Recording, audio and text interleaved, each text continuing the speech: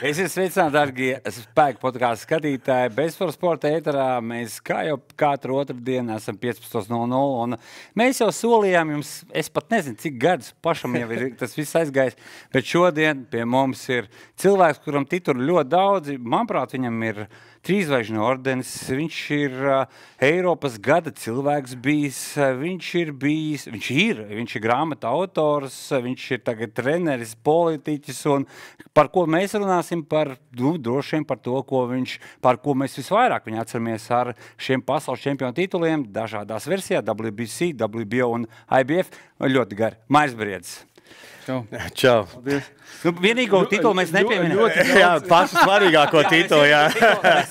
Tāpēc mēs jau tev ļoti gaidījām. Mēs visu šī gada garumā, lai nodot tev bija gada cīņa ar Džeju Opitāju, kas bija otrā cīņa. Un mēs oficiāli tev varam apsveikt un nodot šo statuetu tev. Paspiedīsim savas Labi, ka vispār mums bija pirmo gadu vispār apbalvojumi gāja. Nu tāda, kad bija kaut kas tur. Jā, kaut kas. Parasti mums bija tikai tas ir svarīgs tituls tavā karjerā, kur jau tu it kā esi oficiāli noslēdz. Tas ir īstenībā jums liels solis to, kad jūs augat no nekā uz kaut ko. Tas jau ir liels, tā teikt, panākums. Un cerams, jums būs vairāk atbalstītāji, kas jums atbalstīs, un jūs varēsiet saviem viesiem ar vien lielākas dāvanas dot, lai viņi gribētu nākt pie jums papļāpāt. Nu, tas tā. Bet tu arī ar dāvanām šodien esi atnācis?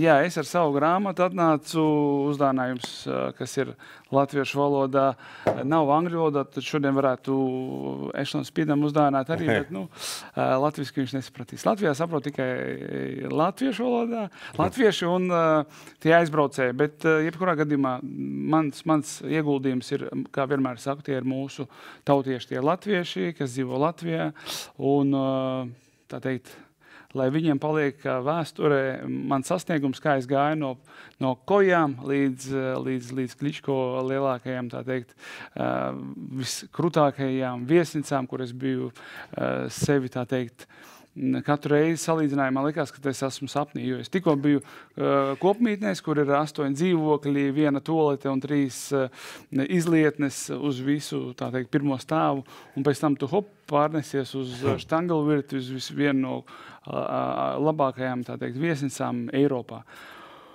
Un tas bija man tāds, tas brauc uz nometnēm daudz, visur gan Polijā, kur es Polijā biju puszvaigznes viesnīcā, kura, kā tagad atceros, pa vidu bija uz ķieģelīši tādi, lai viņi nelūst uz iekšu. Un 3 radiatori apkārt, jo bija ļoti augstā ziema, un ar rokām mazgāja tan izlietnē savas zeķes, vispārējo. Un pēc tam bija salīdzinājums, Mairi, kā tu gribi, tu gribi iet tālāk, tu gribi sasniegt, un tā bija Štangelvirta viesnīca, kur es vēl joprojām atceros, un tas ir uzskatu tāds lielākais tā brīža sasniegums, sparingos, kad tu brauc pie brāļiem Kličko, ar viņiem sparingoju, tur es biju vienu reizi ilgākais, man rekords ir oficiāli pie viņiem, es biju pie viņiem 5 nedēļas sparingos, es ar Itāliju sparingoju 3 nedēļas, un uzreiz paliku pie Vladimira uz 2 nedēļām. Skait pusotru mēnesi, es vienkārši maucu ar topu čeļiem, kuri gatavojās. Kā tev nāca? Nē, un kā tev gāja vispār tenīs sparingos? To mēs zinām, kā viņam labi gāja. Jā, nē, pēc tam jau mēs redzējām, tālāk. Bija abiem zils acis, bija Kličko zils acis, un tev arī, man nemaldos. Man nebija.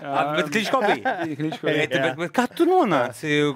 Tu biji vienkārši, čalis no Latvijas tobrīd.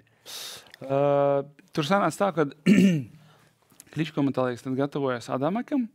Tas bija poļu boksers, kas Tomašs Adamaks, pasaules čempions. Jā, kas bija aptuveni mana auguma, un līdzīga tehnika bija. Viņi paņēma, ir promoteri menedžeri, kas, tā teikt, meklē pa visu pasauli līdzīgus sportistus, atletus, un tad viens no viņiem tas bija es.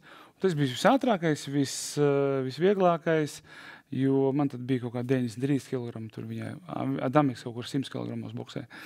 Un līdz ar to es vienreiz pirms tam jau biju ar Olafu Labi uz sparingiem. Tad es to Olafu Labi vienmēr kā Frits Duneks, tad vēl viņš bija dzīvs, Itālija, Kličko viņš bija treneris, un Olafu Labi viņš bija treneris. Tad viņš vienmēr saka, tev, tas latvietis, viņš saka, tev slāni tā kā pelo maisu. Jā, un tad arī man pamanīja promoteri, un tad, jā, līdz ar to pat bija viens brīdis, kad ar K2 man piedāvāja līgumu, bet man tad bija ar to Katie Duva līgums, kas neļāva man, teiksim, es tur veselu gadu nodzīvoju bez cīņām dēļ viņas. Tā ir amerikāņu promotere Katie Duva, kas bija Kovaļovam. Tur, man tā liekas, Triple G bija kaut kādu laiku. Jā. Nu, lūk, un tad viņi man ilgi neļauj nekur boksēt, jo man bija līgums, saka, vai laužam līgumu, saka, nu nav to piedāvājumā. To viens viņa bija tikai Amerikā, jā, tu tur baigi visu tur iesēdāt. To es pats apmaksāju. Cīņu, un jā, diezgan stulbi bija, viņi salīdzināja kā suni, kas sēž uz siena kaudzes, neļauj tālāk iet, nu, teiksim, tur bija kaut kāds pusotrs gads pazaudēts. Un tad kas tur tālāk, nu, tas sākās tā supersērija, jā. Tā jau bija tāda ļoti skaļa supersērija, aizgāja viss ar visiem tiem. Nevis supersērija, pirms supersērija. Biggest Better, jā. Man viņa kaut kāda līdzīga. Betters, jo tur bija... Turnīri veids tas bija. Bet toreiz tas bija ļoti interesanti, nosacīti tas tāds inovatīvi. Tur bija džeki, kuri nāca no dažādiem sporta veidiem, kickboks, MMA, visādi citādi, pēc boksa noteikumiem. Tas tajā laikā likās baigi krūti, un, protams, pats krūtākais, kas tajā bija Eirosports. Un tas arī šo projektu arī principā iebīdīja. Bet kā tevi pamanīja? Jo tu biji spēcīgs kickboksers tajā brīdī, bet tu vairāk tajā amatieru līnijā darbojies. Tev bija Eiropas zelts, kas tev vēl pasaulē, tev bija sudrabs vai bronzas, vairs neatceros. Tur bija tā, kad tās Katie Duvas paziņa, kas... neaizmirst, kā viņi sauc, arī amerikānis, kas taisīja to turnīru. Tur franči bija, tur amerikāņi bija. Viņš bija viens no investoriem.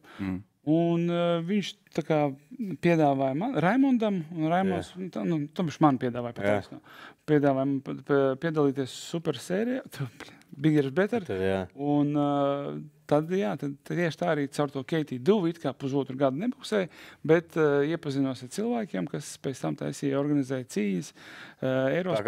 Tāpat kaut kas palīdzēja, jā. Jā, nekad nenotiekās. Bet klausies, tu tajā brīdī bija diezgan tādu labu līniju iegājis. Tu biji kickboksers un tā tālāk. Nebija grūti pēc tam, teiksim, iešu citu virzienu. Vai tas jau bija tā kā plānots ar mērķtiecīgi? Nē, skaties, es taču sāku ar boksu. Es zinu pats pašā sākumā. Pēc tam es aizgāju pie Vasilija Černīgova, 11 gadus pavadīju pie Vasilija Černīgova. Izaugu tas, kas es izaugu, tas, kas es biju, ar to nestandarta boksu, ar nestandarta tehniku, jo Vasilijs Černīgovs vienmēr, viņam taču ir mūzikas izglītība, viņš vienmēr caur ritmu man taisītos kombinācijas. Viņš, ja es nesaprotu, viņš saka tā, skaties bam, bam, bam, un ieliek tādā ritmā, šādu ritmu tu vari pat Japām mums tad klausies, un ja tu nesaproti, kā to izdarīt, tad taisi to caur dzirdi.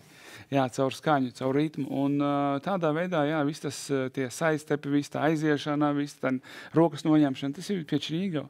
Un ļoti daudz, teiksim, ļoti dažāds bija. Katru cīņu es biju savādāks, jo Vasilijs Černīgovs teica, viņš saka, Mairi, ja tu būsi vienveidīgs, tevi ātri vai vēl atkodīs, bet tā dažādība tev jābūt vienmēr. Nu, jā, kamēr es biju pie Vasilija Černīgova, es biju ļoti ātrs, ļoti dažāds. Nu, pēc tam tas profesionālais sports jau aizgāja mazliet sāka pataisīt tādu vienveidīgāku. Bet cik es atceros, tad tev tā ieiešana profesionālajā boksā bija nejauša. 2009. gads, tu brauc tā kā uz amatieru turnīru, bet realitātē tu atdūries par to, ka tas ir pro boks. Tā bija? Nē, tur bija... Kas viņu organizēja? Viņu organizēja... Tu neatcerēšos. Bet tas bija tā kā, tu zināji, ka tu brauc uz pro boksu cīņai? Tas bija Hansas vidusskolā. Jā, bet tu zināji, ka tas ir... Tur bija turnīrs, un man teica to, ka noboksēsim un saņems. Tur 50 eiro bija naudas balva. Es domāju, ok, labi. Tam, kā man teica, ka tam ir šoku, tas menedžers. Es aizmirstu, kā viņi sauc. Vācijā dzīvojuši. Es zinu. Tu līdām atcerējušas buļāviens. Kādreiz Latvijā boksēja ebreju izcelsmes, jā? Jā, nu mēs zinām, par ko mēs. Viņš saka, ka tam ir šoku, tur cipa mais. Tur čalis, tas bija gudrāks, tas nomainīja savu vārdu uz vārdu. Boksēja, viņš zināja, ka tie būs profi, viņš nomainīja savu vārdu uz vārdu. Viņš amatieros tur junioros bija Eiropas medaļnieks. Tur tās divmetrīgas čalis iznieks 100 pār kilogramu. Es tāds pirmo reizi ar profesionāliem cimdiem, un tad mēs to cīnījāmies diezgan normāli. Un ļoti, ļoti līdzīgi. Un 4. raundā es uztaisīju viņam 2 knockdowns, jo bija 3 ļoti līdzīgi raundi. 4. kad uztaisīju 2 knockdowns, tad, jā, protams, pacēla manu roku, bet es kā tagad atceros, galva sāpēja anormāli, tāpēc, ka mēs tik daudz spēcīgu sitienu bija izlaist tieši, un man vispār nepatīkās, kad es treniņā izlaižu kaut vai vienu sitienu. Yeah. Sūdīgs treniņš, skaitījās vienu sitienu, pieskārienu. Yeah. Man patikās tā teikt, sajust savu pretinieku tā, lai es par viņu pārvaldu, nesitot, delarkojas ar viņu. Jā, vienkārši, ka viņš nevar trāpīt. Jā, un pēc tam saņēmu to pirmo balvu, 50 eiro, un es sapratu, jā, welcome, esmu profesionāls sportists, tagad reitingos biju. Un tad es sapratu to, kad mana amatieru karjera ir beigusies. Jā, sūdu liela. Tad bija tie noteikumi, ka profesionāls nedrīkst boksēt. Vairāk amatieros, jā. Bet, kā mēs redzam, viss notiekās tā, kā bija jānotiek. Bet tu esi kaut kādā ziņā veiksminieks, un tev karjera vispār, ja pēc skatās pēc teorijas, tad to, ko tu sasniedz, tad tas nav iespējams. Kāda veiksmīga sēdies, man daudz saka, Mairis tam cipa kupļi, nopirkts tā kā sitiens ir. Tā, Kāds ir nopirkts sitiens? Tu bišķi, kad nopērk cīņas, tu bišķi. Jā. Tā ir runāts par tevi, jā? Tev acīs pienāk, kā bried. Nē, acīs jau nesaka. Runāja tā, to, kad jā, tur Mairis, kur izvēlās savu pretinieks, un nekad mūžā nebija izvēlējis nevienu pretinieks. Tāpat arī uz Čečēniju braucot, mani tur brauc, tā teikt, uzvar. Tas bija labs. Bet, es atceros, jā. Par to mēs pārnāsim, tā ir ļoti interesanti. Līdz ar to vienkārši, tad pēc tam, kas tie bija runājuši, tik sapratu, kaut kad tika sparingos pie manis, un tu sapratu, viņi saka, nē, kas tur nav nopirkts. tur tā roka pielīp tā, ka pie galvas, ka pēc tam viņš saka, nevar atlipināt. Lūk, un cilvēkiem zikā, kad mēs skatāmies televizorā, mums jau liekas daudz, piemēram, salto uzmest atpakaļ, bļāvis, čāls uztais tik vienkārši. Tad nemēģini mājās to nemaz atkārtot vai no galda, zin kā, ir ļoti bieži salauzt kaklu un tā tālāk. Tev bija pārsteigums toreiz, ka tu uzzināji, ka tu vairs nevarēsi startēt amatieros? Vai tu jau zināji, uz ko te? Nē, es nezināju. Ko nozīmē zināju? Teici, ka cīņas notiekās. Tu nezināji, ka tu neteici, pro cīņa? Nē, tur teici, ka kaut pasākums, sporta pasākums, kuru nobuksēt. Un mais būs jāatcer. Kad vispār... Man vienmēr, kā ar maizi nebaroju, es jau biju gatavs vienmēr kaut kur paboksēt, tāpēc, ka nebija Latvijā pretinieki, ar ko boksēt, neviens negribēja pēsties, ka pa amatieriem boksēja, tur, tā teikt, bija pilns. Tagad jau arī baigi negrib. Ar sportistiem bija tādā laikā. Tur bija, kā tīkls pilns salikts. Pēc tam tā iziet, eja boksēt, atteicās, finālā mēs noboksēja, 2. raundā beidz un visi tu Latvijas čempions. Kaut kādī tā negribēja. Un tad es biju gatavs boksēt jebkur. Tad es arī braukāju, es atceros pa kluso, man Vasilijs Činigovs neatļauja iet uz sparingiem nekur citur. Es nezinu, kāpēc. Greizsirdībai, kas. Es sapratu to, ka man zālē nevar ko sparingot, man jāiet kaut kur tālāk. Un tad es pa kluso gāju tur pie Strīgina, es atceros vēl kaut kur gāju ar čaļiem sparingoju. Un tad viņš uzzināja vienmēr lamāja mani. Bet es sapratu to, ka ja es neiešu, nemācīšos kaut ko jaunu, es degradēšu. Un, piemēram, tagad, kad tie sauc čaļus uz atrabotkām, tur uz sparingiem, uz viegliem, saka, pastrādāsim, es jums kaut ko iemācīšu. Cik tu mums samaksās? Un es saprotu to, ka tie jūs čaļi nekļūsiet par pasaules čempioniem nekad. Jo, kāds samaksāšu? Es tev došu savu pieredzi, bet, tagad kaut kādīgi viss tas ir pamainījies pavisam savādāk. Tas ir sačakarēts noteikti, bet, kaut kādā ziņā arī tev jāuzņemās atbildība par to, jo, ja tu nebūtu pacēlis Latvijā to popularitāti, nebūtu visas tās nelaimes ienākušas arī tās, kas nebija, arī šobrīd nāca plusi un nāca arī visi, jo visi tagad domā, kas ar easy game, ko es tur iešu pa velti sities. Agrāk jau bija tavā laikā, atceramies no 2000 sākuma, džeki sitās visur, un viņi pa naudu uzzināja tikai pēc cīņas, cik viņam mācās, pa lielam. Un tagad ir savādāk, tagad ir cita laika, protams, cilvēki arī apzinās, ka arī trenējās savādāk. Vairs, tajā laikā, kad tu trenējies, es domāju, tu paskaties uz mūsdienu, tad liekas ļoti sterili viņi to izdara. Tagad, ja tu nebūs tas, nebūs šis, ja nebūs man tādas botas, ja nebūs tādas cimdi, tev bija viena cimda.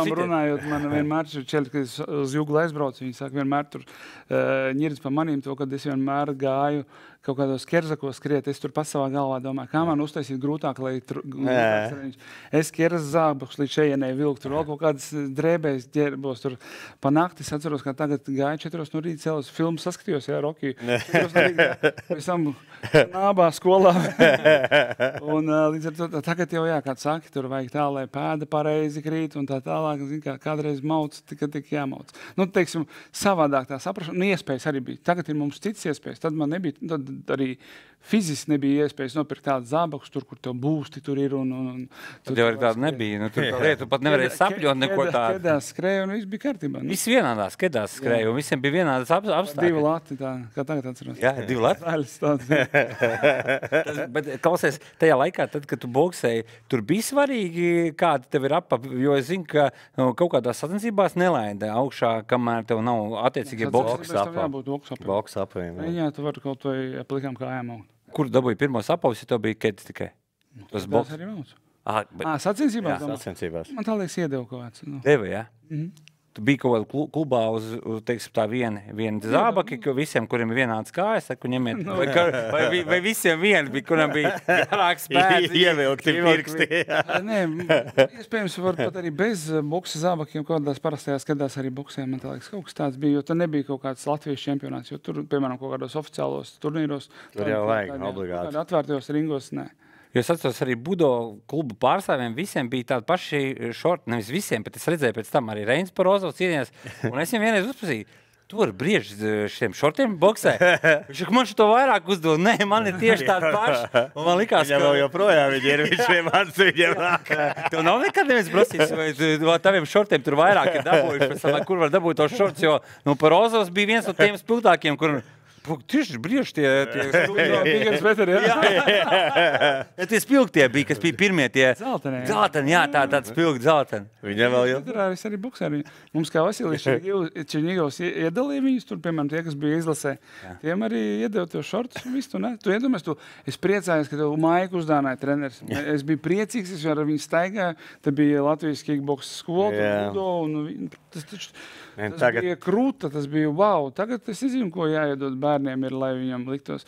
Ir visi savādā droši. Ir, man tagad mazi arī ir, kad tu puikviens arī forši nostartēja Pankrationa čempionātā, un tu viņam šortus iedeva, viņš uzreiz wow. Zin kā ar Berserku gal to visu, viņš sajūtās uzreiz tā kā savējais, un tas ir krūta, no? Mēs ievirzījāmies tajā amatieru boksā nedaudz, kā tu redzi šā brīža situāciju un to situāciju, kāda bija visu šo laiku, tu tajā sistēmā esi pabijis, un mēs bieži vien esam, mēs arī, es teikšu godīgi, es nekad neesmu atbalstījis iepriekšējo vadību, un man licies, ka viņi ļoti lielā mērā ir atbildīgi par to, cik, gribētu teikt, zemā līmenī mums ir, sasniegums mums bija, bet kopumā mums tas Latvijas pārstāvniecība bija diezgan švaka, jā, mums ir 2 medaļas un tā tālāk bronzas, ko Grišuņas izcīnīja, bet kopumā diezgan sūdīgi. 96. gads pēdējo reizi Olimpijā. Olimpijāda, jā, 11 gadu vairāk.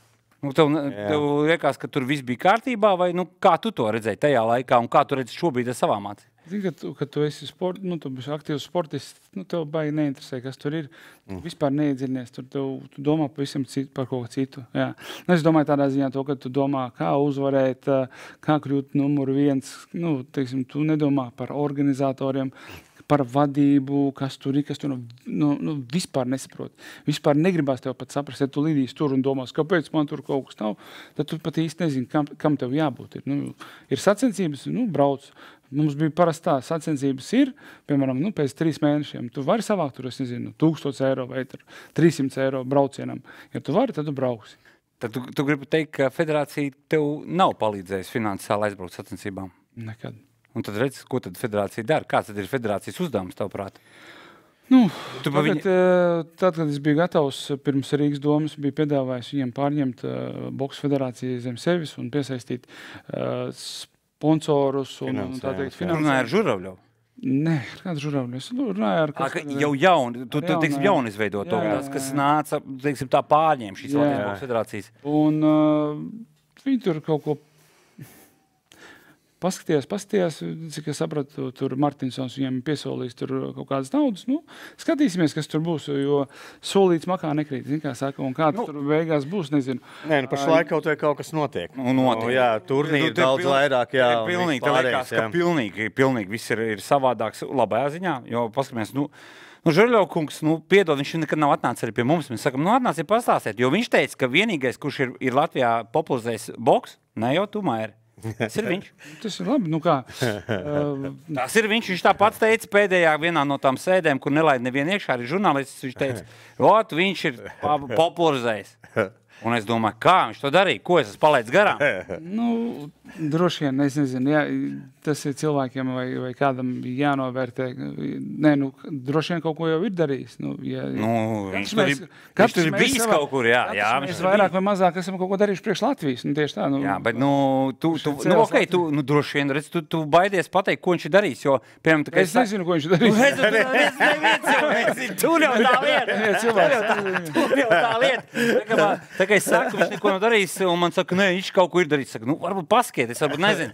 Un viss tieši tāpat, es nezinu ko, es arī nezinu. Tur jau tā lieta.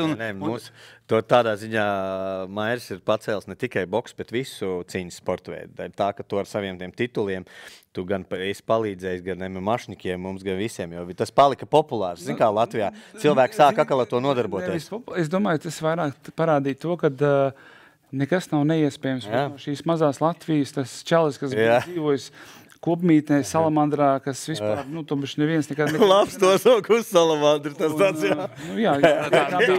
Saukums bija reāli. Salamandrā. Jā, un no turienes, kur vispār Dievam aizmirsta vieta, no turienes tikt līdz turienei, kur es tiku, un tas parādīja to, ka jebkurš to var izdarīt. Un es arī to saku, to, kad ar mērķiem, ar saviem, Dievs man bija veidis caur treneri, caur māmu, jo es jau savā laikā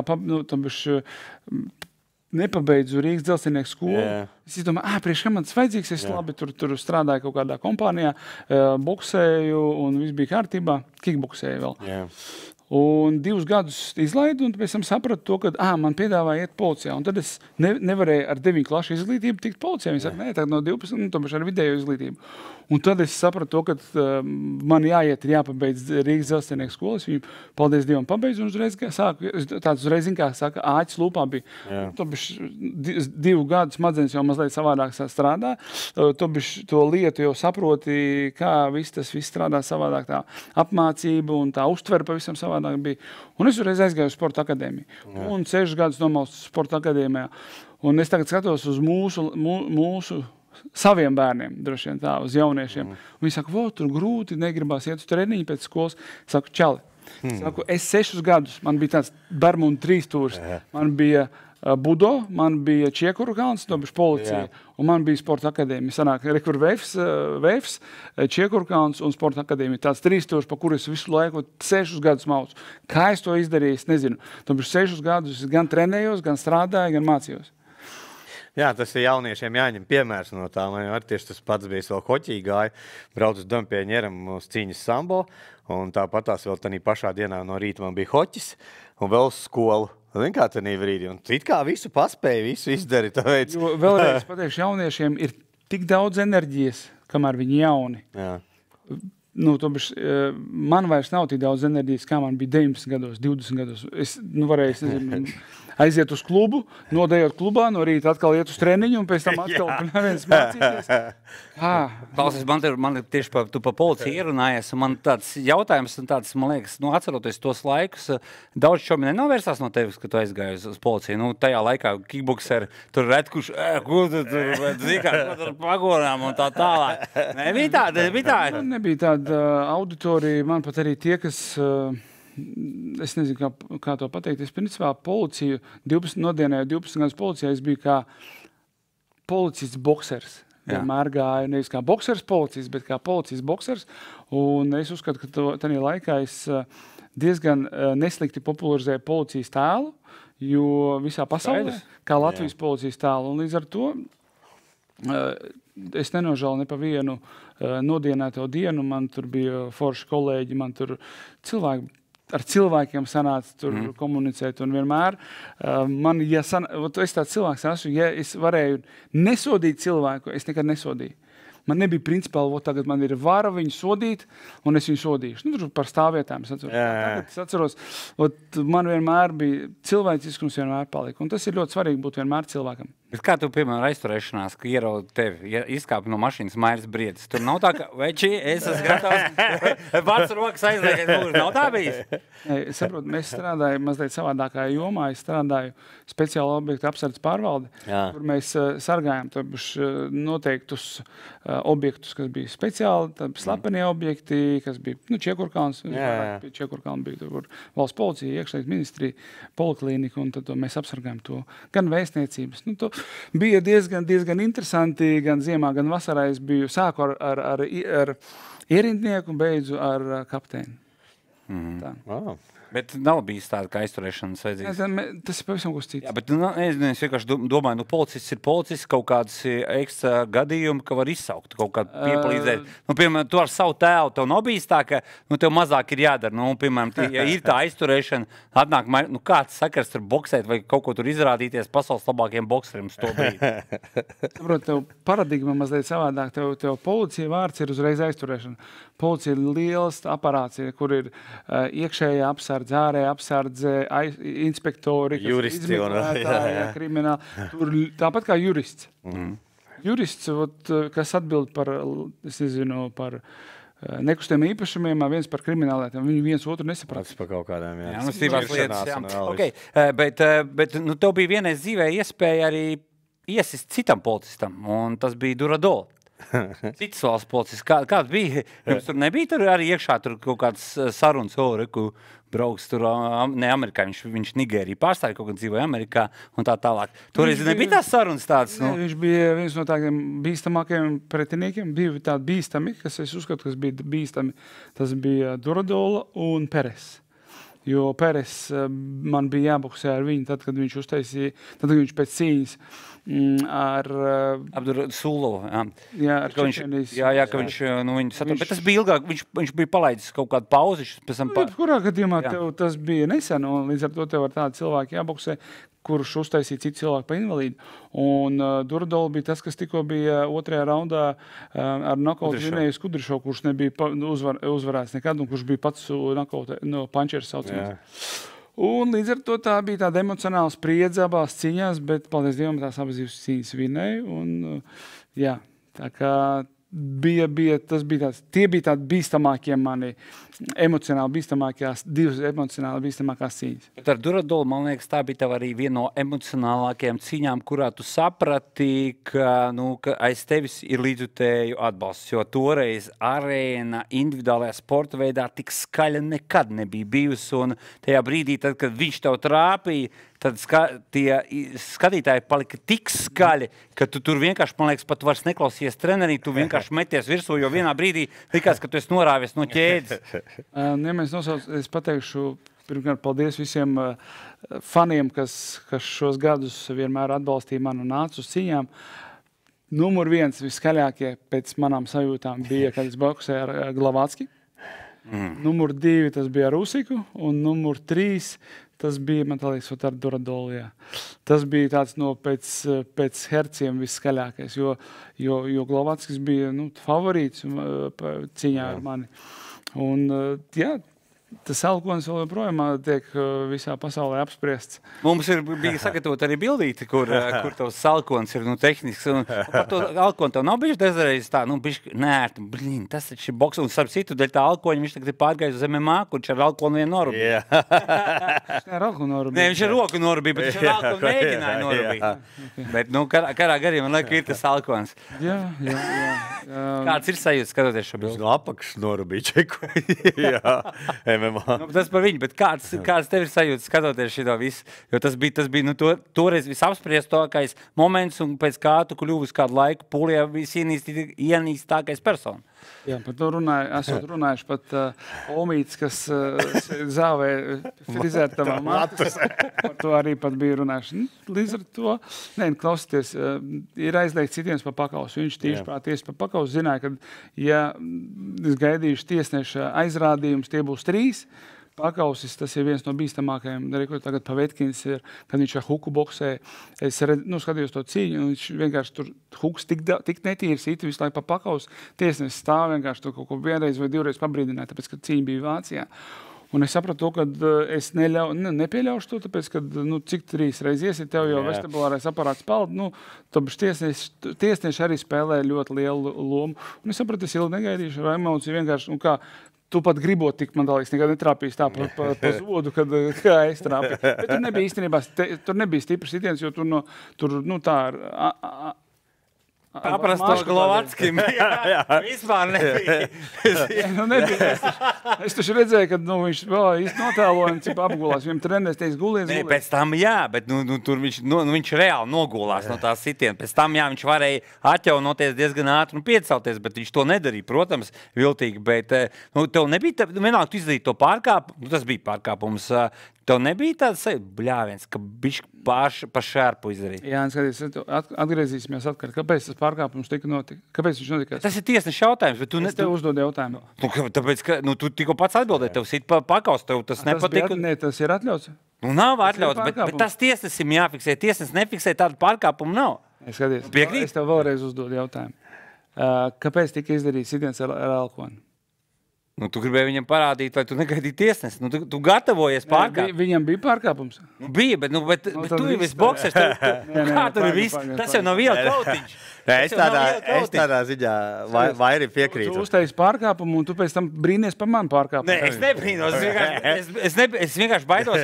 Es baidos, bet iedomājies, tu pārkāp. Tu jau riskē to, ka tev diskvalificēs.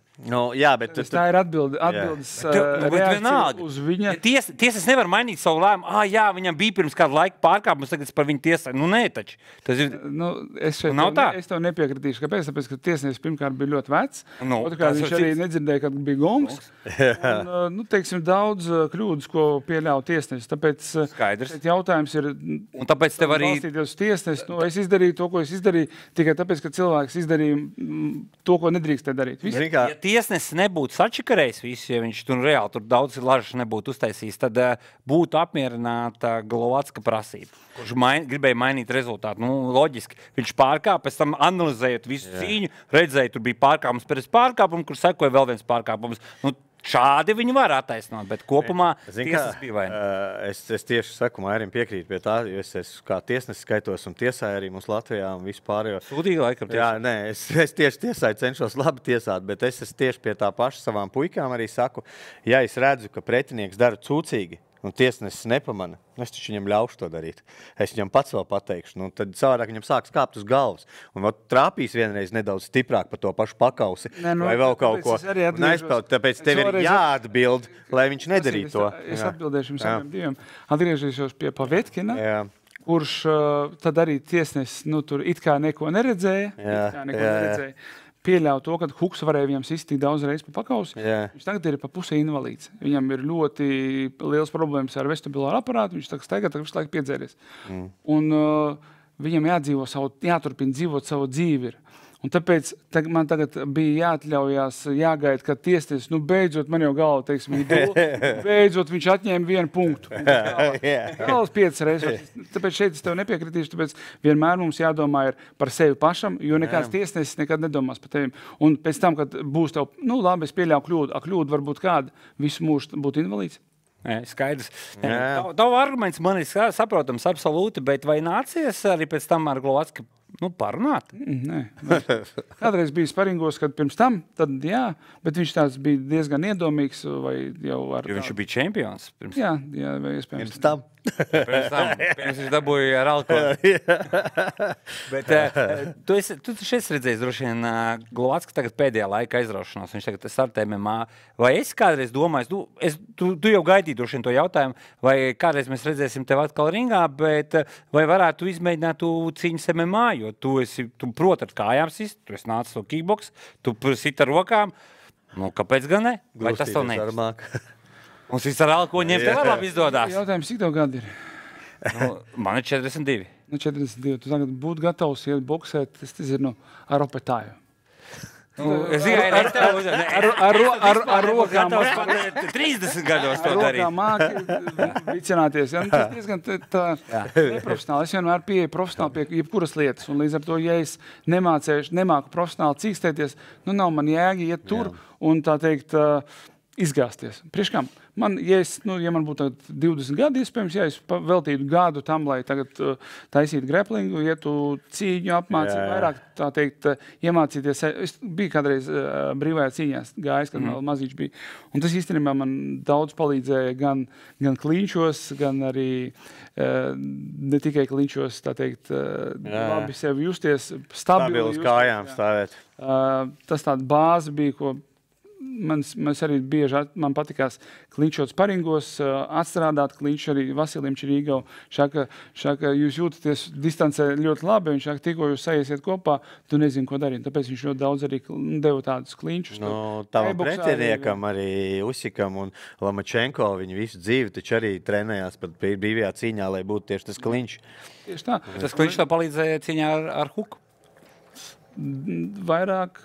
Man tā liekas ar Peresu, mēs tur pa daudz pielikām to kliņšu. Nē, Peresu tev citu variantu nebija, tev otrajā raundā ar galvu pārsit uzats. Un tā ir, daudz saka, tā ir tev viena no sūdīgākajām cīņām, ko es izceļu, ko man kāds oponēja saka, tā ir viena no labākajām cīņām, kurā varējām redzēt, kā tu pārslēdzies pilnībā. Un pēc otrā raunda, kad tev pārsit uzats, nereizi Peres savainot uzats netrāpīja. Un tās bija, manuprāt, tas, ko profesionālajā boksā rāda, ka ir tā pielāgošana.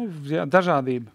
Tas ir tas, ko viņš teica treniņos, ka viņš nevarēja tā, lai viņam kāds trāpītu. Pat, zin kā, viņš gāja uz treniņu, lai sūdīgs treniņš bija, ja viņam kāds vispār trāpīja pa seju. Tagad redzēja, ka viņš tieši to arī izmantoja pret Peresu. Es Peresu satiku tieši, es lidoju no Maskavas un satiku viņu, ka viņš atlidoja šeit. Es nobildējos un es ieliku Facebookā. Raimonds Zepes, viņš teica, šitādu bildu varēja nevajadzēja likt iekšā. Pirms tavas cīņas. Paskaties, ko es satiku un ielieku. Ja? Viņš man atsūt, un tādu jau nevajadzēja likt iekšā.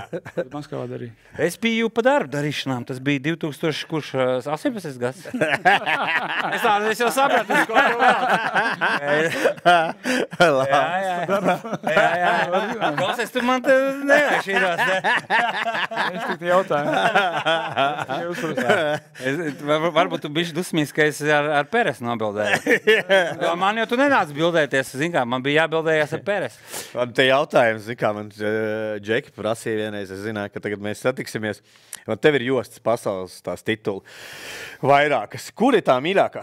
No tām visām, kurai bija tāds, tomēr tas svarīgākais status? VBC?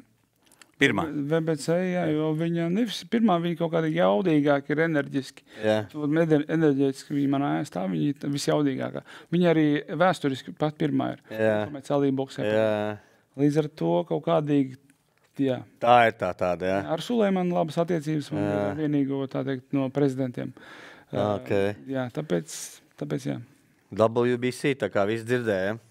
WBC ir otra vecākā federācija, pasaules federācija, bet viņa ir viena no populārākā, jo paskatieties, ko izdarīja savā laikā WBC. Viņa sadarbojās ar Hollywood, ar visām šīm te kino industriju, jo tur visur pasies arī tajā Rocky filmā, tur ir WBC josta. Un tāpēc arī viss tas tā tik smuki ir aizgājis. Viņi arī vizuāli, man liekas, arī tā, ja paskatās, tīri, teiksim, tagad jau viņi taisa vispār tagad. Svarīgi ir marketings, kā strādā marketings. Un ja tu savu produktu lietas visur iekšā centies aizbraukt tur uz konferencēm, tur uz filmu, tur, man tā liekas, kam vēl bija. Viņi, man liekas, visiem tur cenšas dot to VBC, lai visur būtu tā VBC jost. Tāpēc es saku, viņi izdomā VBC, Diamond, VBC, tur super, puper kaut kāds. Tu arī tu biji WBC. Jā, Diamonds tev arī bija. Jā. Un tā ir ļoti vērtīga josta, kas pēc statusa ir tas, ka tikai pirmais, otrais, līdzīgi tagad ringā. Tas bija, bet tu toreiz sajūties, ka, tu esi vērtīgs, jo, es pieļauju, ka latvietim pēc savas mentalitātes ir grūti saprast to, ka tevi abrīno visā pasaulē, jo mums vienmēr ir grūti sevi kaut kur izspiest. Jā, droši vien tiek novērtēti vienmēr zīmējumi glaznas pēc mākslinieka, tā teikt, nāves dienas, vai kad viņš aizgājis jau taisaulē. Tad viņi kaut ko sāk novērtēt. Droši vien šeit tas pats arī būs, bet man gribās iedot vairāk zināšanas mūsu jauniešiem. Ne tikai tik šauri kā boksa sports, jau ļoti plaši ir. Tieši tas bija, atvaino. Mūsu ikdienas nevis distance, kāda distance. Mūsu ikdienas, tā teikt, Krejienā, kā mēs pavadām dzīvi, kā mēs liekam savus mērķus, ko mēs ēdam, kā ēst pareizi, kā trenēties, kā sev nomotivēt kaut kādos grūtos brīžos. Jo visgrūtākais jau ir tad, kad tev ir visgrūtāk, bet saproti, ka tev ir visgrūtāk, tad ir vēl viens solis jāuztaisa, un tu būsi pavisam citā pasaulē, citā, tā teikt, kad tik tērā no turienes, no tā tumšā, ir grūti jau, bet uztais vēl viens soli. Bet daudz, ko izdara, kā tie zīmējumi, kur roka, pie paša dimanta jau viņš reiz rakt, droši nekā te nav, cik var rakt jau 2 gadus roku. Lai pirmo pasaules čempionu titulu boksēt ar huku, trenījos boksēju 15 gadus. 15 gadus pavadīju, kaut ko tā tagad arī tas mīnus, ka jaunieši ļoti maz saprot. Daudz saprot, bet arī daudziem ir tas iemācīts, ka viņi jau tagad tūlītās skries pilnīs lielo naudu, piķi baigo un visu pārējo, kad viņš tur ir nocīnies, 10 cīņas amatieros un te tūlītās kļūst profs un visu pārējo. Zin, kā sākās jau tas, ja paskaties uz šiem džekiem, kā briedis un visu pārējie, kuriem ir amatieri vai kā kusikam, viņam taču tur, es nezinu, līdz cik tur bija, 300 ar kaut ko amatieru cīņas. Tas ir baigais daudzums, zin kā, ko tu esi izgājis, lai vispār iekļūtu tanī līmenī pēc tam starp. Un skaties, Latvija ir ļoti maz, sāksim ar to, tas ir viens. Un Ukraina ir ļoti liela. Bet tik un tā Ukrainā viņš nekad nebūtu nopelnījis to naudu, ko viņš nopelnīja Anglijā, boksējot ar angļu bokseriem. Un tas ir vēl tāds rādītājs to, kad tev jābūt ir, kā es saku, gudram, kā cīnītājiem, kā es nezinu, ne tikai cīņas sportā, jebkurā cīņas sportā, un ļoti spiltam. Tad ir tikai rezultāts, tu varēsi tikt tālāk, jo tevi redzēs. Tas pats šodien, tas pats spīts, ja? Es domāju, man dēla uzrakst, tu zināji, ka spīts būs tagad šodien Latvijā? Es saku, nē. Viņš saka, es uzvanīju tur pazīstamiem, viņš saka, viņš tagad pēc 30 minūtēm atlido. Es domāju, aizbraukšu vienkārši uz lidostu.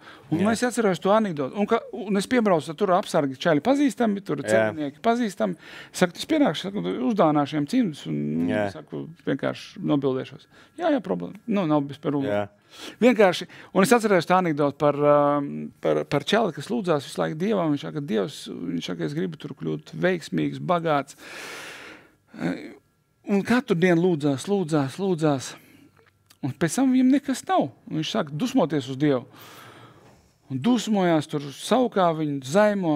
Dievs nevar, viņš saka, atver tos debesu vārtus, nolaižās pie viņa istabā. Viņš saka, Jāni, viņš saka, tu nopērci vismaz loterējas biļeti, lai es tev kaut kādīgi varētu palīdzēt.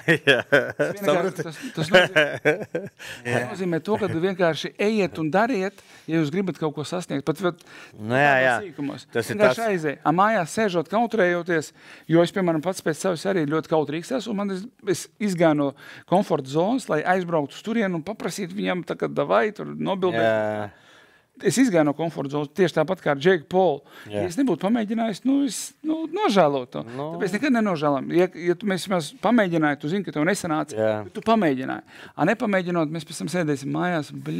Ko tev ideja tā radās par to Jake Paul? Kā tu izštuko? Jo tu rēķini, tu esi pirmais numurs, tu izsauc kaut kāds 700 numurs. Vienkārši man no tā sportiskā neredzēja. Nemaz reitingos viņš nebija. Nemaz jā, bet tu vienkārši, tu esi pirmais numurs, tāda pasaulē, tāda praksa iepriekš baigi nebija populārā.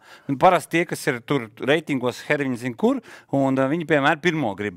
Tu pirmais gribēji, teiksim, tad biškais turienes. Skaties, vēlreiz, tu pastāstīšu, tu it kā mēģini stāstīt, lai tu saprastu. Bet man jau grūti ar to saprast. Skaties, mēs, tu biškais esmu no Latvijas. Latvijā ir pusotrs miljonus iedzīvotāji. Lai nopelnītu šeit ar sportu, nav iespējams.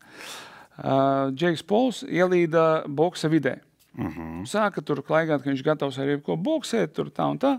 Es domāju, kāpēc? Es biju gatavs pa brīvu ar viņu boksēt, lai tu tiktu lielajā Amerikas, tā teikt, tirgu, pēc tam tu vari darīt, ko tu gribi. Tu vari pelnīt lielu naudu, tevi pazīst tev Amerikā, jo Latviju zina, man tā liekas, tie, kas zina Porziņu, tie zina Latviju.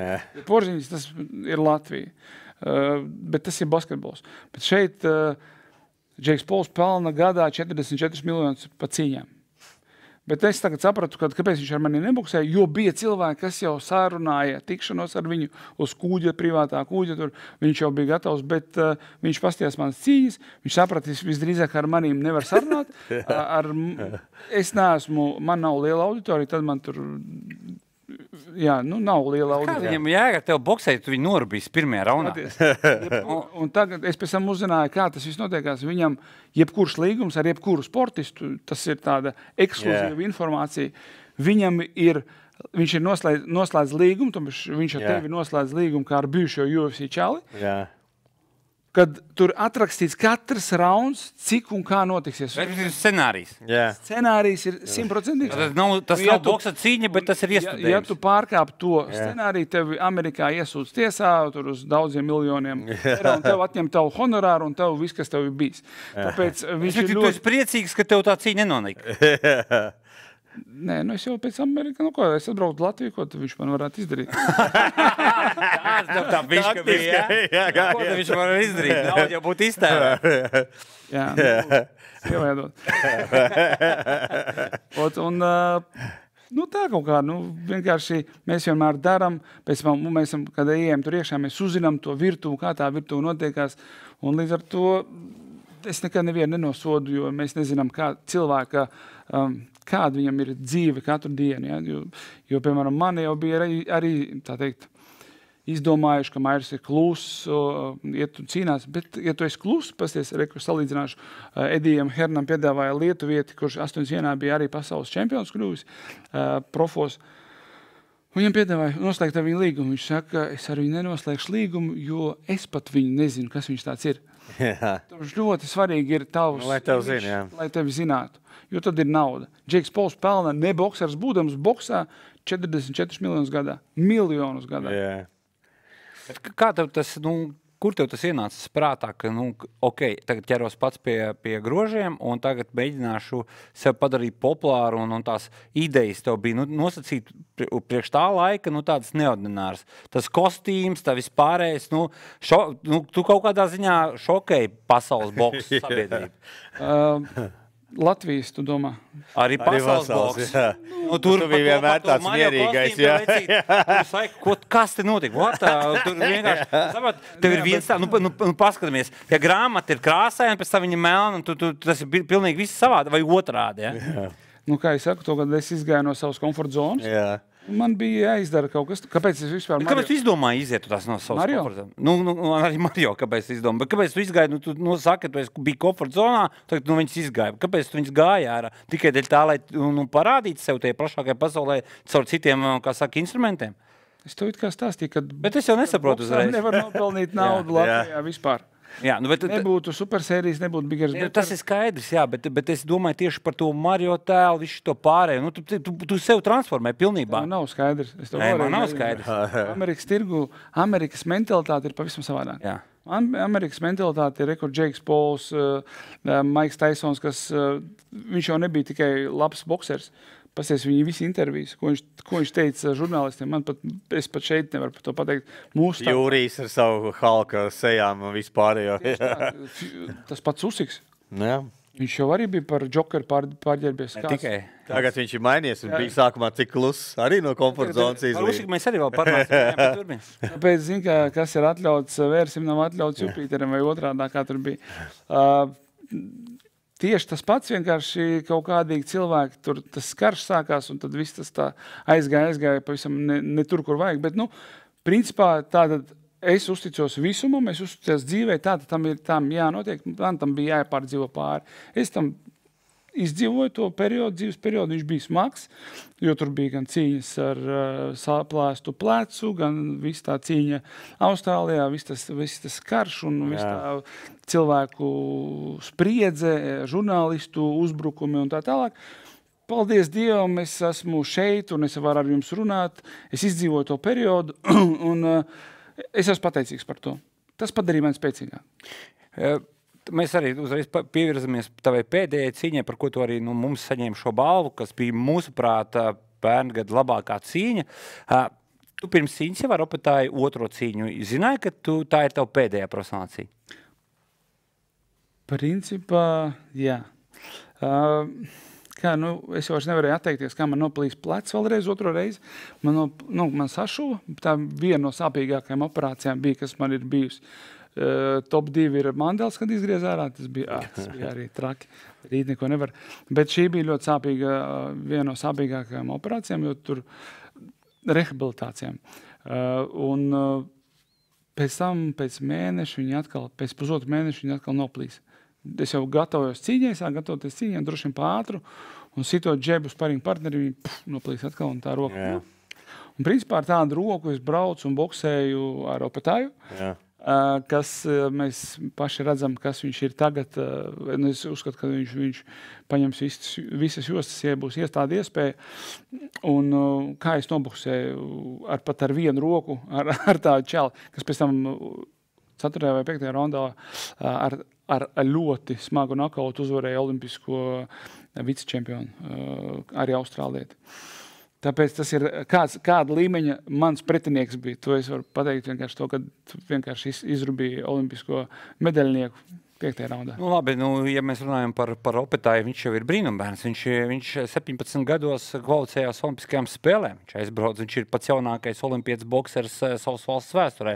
Tā nav jau tā, ka viņš ir kaut kāds tur salāta lapa, kurš pēkšņi parādījās. Bet, kādā gadījumā, tu esi vienīgās, viņam ir 2 smagas cīņas bijušas, kuras, principā, viņš gandrīz zaudēja, un tās abas bijis ar tevi. Tev ir tā lepnuma sajūta, ka tu esi vienīgais, kurš šā brīža top 1 smagās var čaliem ir, tu jau arī, otrajā cīņā, tu jau nosacīt bija pensionārs.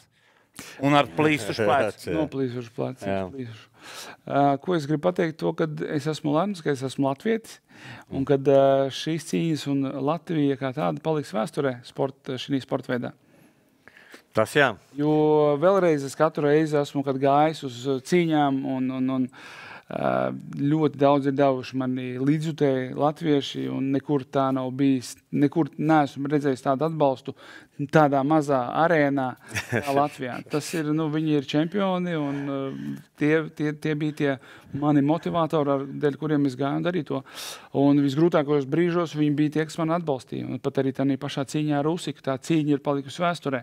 Tikai pateicoties arī latviešiem, tie, kas atbalstīja, jo tie, kas līdz pašam pēdējiem brīdim. Latvieši ir tomēr čempioni pasaulē atbalstīšanā, un fanu jomā, man tā liekas, jebkurā sporta veidā mēs esam. Uz kādu laiku nepatikties, bet tas vieno to latviešu baigi stipri, gan basī, gan hoķī, gan visur. Tas parāda, futbolā visur. Jo vienotāk mēs būsim, ko es arī vienmēr teicu, jo vienotāk mēs būsim, jo spēcīgāk mēs būsim. Tas ir neatņemama sastāvdaļa. Bet runāju par Usika cīņu. Tā, protams, ir leģendāra cīņa. Pirmām kārtām, tāpēc, ka tā ir Usikam viena no smagākajām, viena smagākā cīņa. To pats teica vēl. To lielākā daļa. Es arī tā domāju, ka tā bija. Bet tā bija arī tādā ziņā tāda priekš Latvijas sāpīga cīņa, jo pie šāda rezultāta mainniekam vienmēr radot uzvaru. Tev nav tā sajūta, ka kaut kas nebija tā, kā tas boksa sabiedrībā ir pieņemts. Viss bija tā, kā tam bija jānotiek. Es varu pateikt. Jo te ir vēl tikpat garš stāsts, kāpēc es tā uzskatu. Un es droši vien arī biju vairākas reizes stāstījis, tas ir gan dēļ komandas, kas bija tajā laikā, gan treneri, gan tie kas es biju izsmelts, es biju tukšs, un es vienkārši to cīņu, es 4 reizes vai 3 reizes saslimu nometnes laikā, kas nav normāli. Tas parādīja to, ka bija pārslodze. Un līdz ar to es gribu pateikt to, ka es tikai uz savu, ģenētikas, uz sava brieža rakstura to cīņu novadīju tā, kā es novadīju. Principā viņi varētu beigt kaut kādā 4. vai 5. raundā, tad, kad salūza atkal tā riba. Bet, pateicoties arī latviešiem. Pateicoties arī tam atbalstam, kurus nevarēja pateikt, visi es tagad vairs nevaru. Atbalsts bija fantastisks, protams. Tur noteikti treneris nemaz nevarēja dzirdēt. Tādī brīdī. Tu saki, tu biji salauzts, tu biji 3 reizes slimojis un tā tālāk. Kā sanāca tā, ka tā bija viena no jaudīgākajām cīņām, ja paskatās arī uz Usiku seju? Viņš laikam, es neatceros, pēc kuras cīņas viņš tika neglīts būtu izskatījies. Tu viņu normāli tur izdaļoji. Mēs viens otru tur izdaļojam. Tu arī biji, tu nebija pats skaistākais pēc tās cīņas skaidrs, bet es tagad runāju par Usiku, kurš šobrīd ir, es gribētu teikt, jaudīgāka boksera pasaules boksa vēsturē, ņemot visus viņa titulus kopumā, nav. Un man ir prieks, ka mūsu cīņa bija tāda, un tas vēlreiz parādīja, kādā līmenī bija es. Un tagad nāk Usika cīņa šajā nedēļas nogalē pret Dubois, otrā cīņa.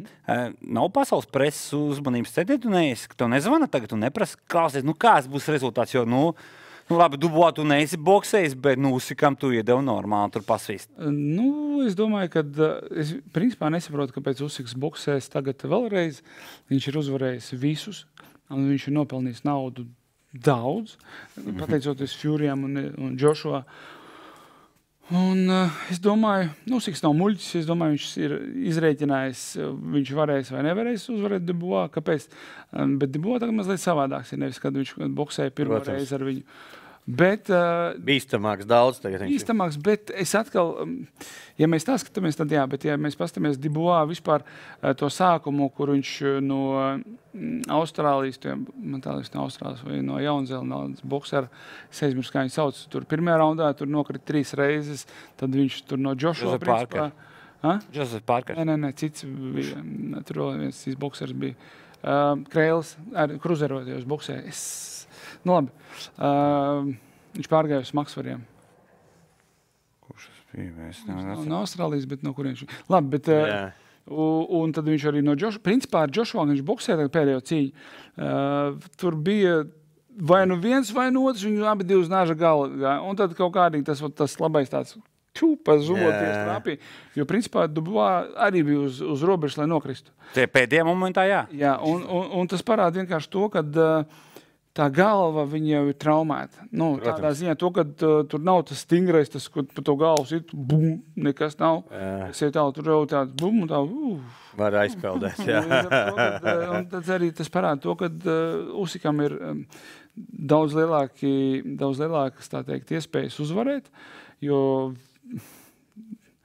Usiks medalīgs vienreiz ar Fury, kaut kur bija bišķiņa aizpildīt. Jā, bišķiņa, bet ļoti bija tāds, minimāli, jā. Un tad šeit, ja tieši pie tiem triecieniem pa galvu, tad, Usikam ir daudz vairāk, tā teikt, tās veselības, lai nebūtu tā hrustaļnē ķeļis.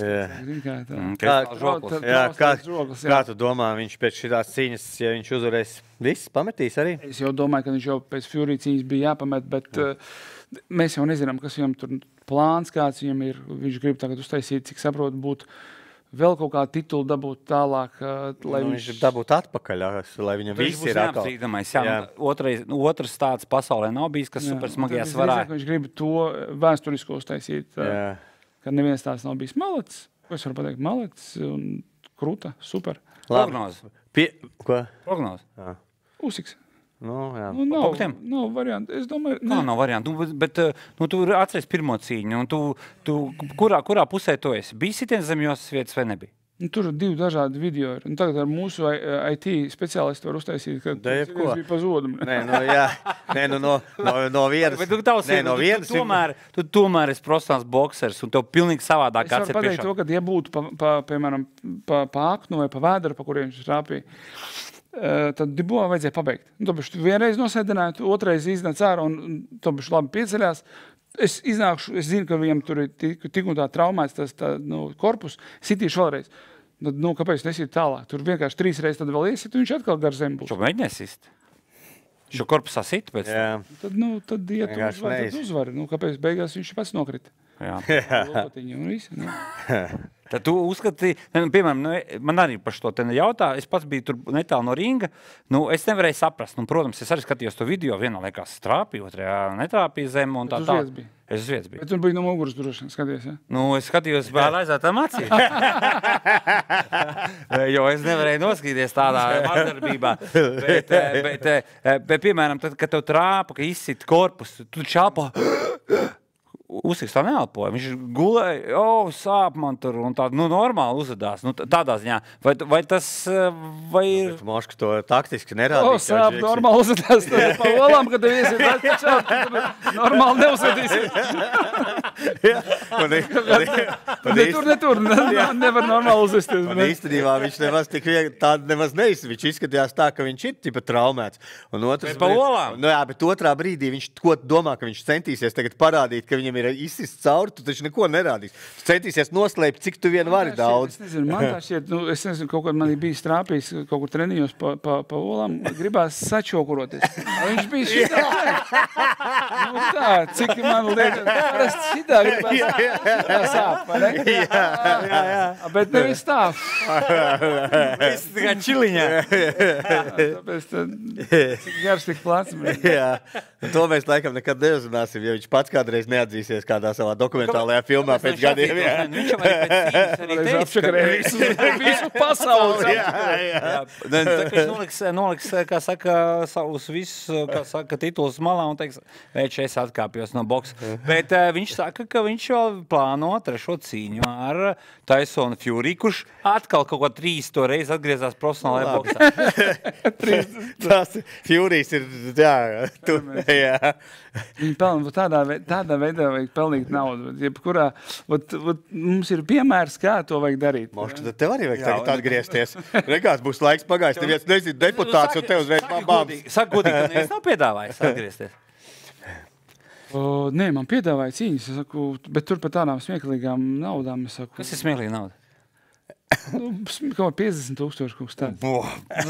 Es šajā līmenī, kas ir pa galu labāk, kaut ja tev 50 dod, ne labāk neboksē. Kādā, tas ir jāizvērtē, jo 50 tev dod, skatāmies, saliekam ātri matemātiku. Jāsagatavojas, tas ir kā minimums puse. Ja viegli tās sagatavošanās, kaut kā 25,000 jāiegulda ir visā treniņu nometnē. Komanda. Visa komanda, visi sparinga partneri, visi viesnīcas, visi lidojumi.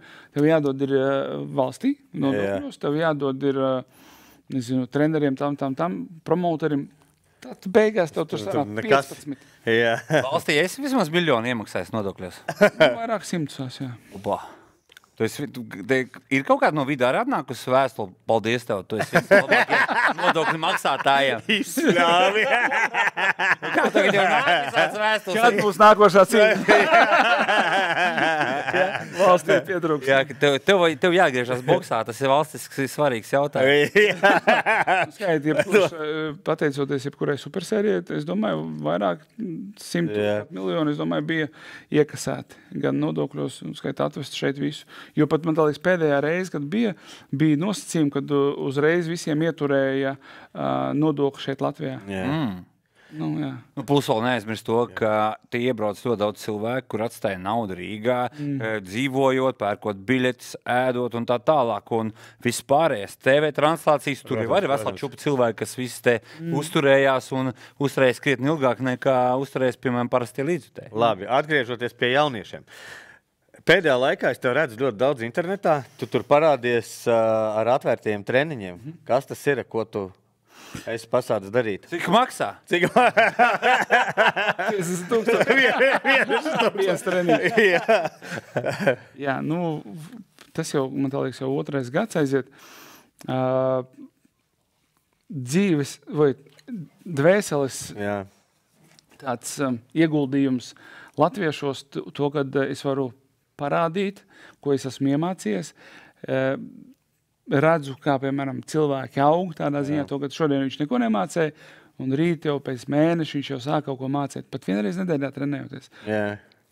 Un es redzu, kā viņi sadraudzējās savā starpā, kā tāda vesela kopiena, kas latvieši nāk un iemācās aizstāvēt, viņi jauni draugi, katru sestdienu tā ir tāds rituāls atnākt pie Maira Brieža un patrenēties. Un katru reizi kaut kas mums ir jauns. Tas ir tagad katru sestdienu, ja tu... Katru sestdienu Geto Games. Grīziņkalnā, jā. Jā, mēs trenējamies līdz pat 2 stundām, kad es aizraujos. Jā. Un, jā, man patīk, kad es varu kaut ko dot. Nav tik daudz laika, lai varētu tur 3 reizes nedēļā to visu novadīt, bet 1 reizi nedēļā es esmu viss priekš latviešiem. Nu, tad es iesaku visiem džekiem, reku ir arī video uzlikts, kā tie treniņi notiek, jo iemāt kaut ko apgūt no pasaules čempiona, tas laikam ir pats krūtākais, kas vispār varētu būt, kurš pats personīgi tanī brīdī vada tos treniņus. Es šīs Latvijas, kur ķiveres? Sit pa galvu, tur kaut kā dulē. Jā, pateikšu vēl vairāk to, kad manos treniņos vēl... cik es ilgi vadu, neviens nav dabūjis tā pa galvu. Kā trauma, vienkārši pa galvu. Jo viss man ir, tad, kad, kā es teicu, treniņam jābūt tādam, lai neviens netiktu izlaists sitiens. Tāpēc arī mani audzēkņi mīl šo, tāpēc, ka tur mazliet savādāk. Tur nav tas klasiskais boks, kur tu atnāc un uzreiz tev liek pa galvu. Tev iemāc tavu kustību, tavu ķermeni, lai viņš pareizi kustētos, viņš mācētu aizsargāt sevi, lai tu redzētu, lai tev pirmais mums refleks, tas ir acis, lai acis netaisāsiet pēc tam, lai tavs ķermenis var redzēt, just tavu kustību, kur tu dari. Es skatījos tev, jo tu tur arī jau nažus izmantoji un vēl visādas kaut kādas pašaizsardzības jau variants. Tā bija man ienāca ideja to, kad mums ļoti daudz imigranti ir, kas ir no 3. valstīm, kuriem naži ir, tā teikt, ļoti iecienīti un tāpēc, protams, pret nāžu tur nav liela varianta, bet tas tāpat kā pamazām, ja mēs jau redzēsim to nāzi, mums jau būs, es jau zinu aptuveni, kas jādara. Jāskrien projām. Es gaidīju, tu teiksi, es jau zinu, ko darīt tieši tur, tā kā es uzreiz tā būtu oponējis, labāk ņemat pār pleciem kājas. Nē, protams, arī, ko noteikti Mairs gribētu. Tie ir psiholoģija. Drošība, tas, ka tu jau pārliecināts paliec par sevi. Daudziem, kad ir panika, kas mums nostrādā embriona refleks, nekādā garīmā. Tieši otrādāk projām, maksimums, ja šeit rokas sagriezīs, nekas nebūs. Ja šeit sagriež jau ir problēmas, ja mēs šeit to bišķi liekam priekšā, mums sadzīs visā ātri un mēs varam tikt prom.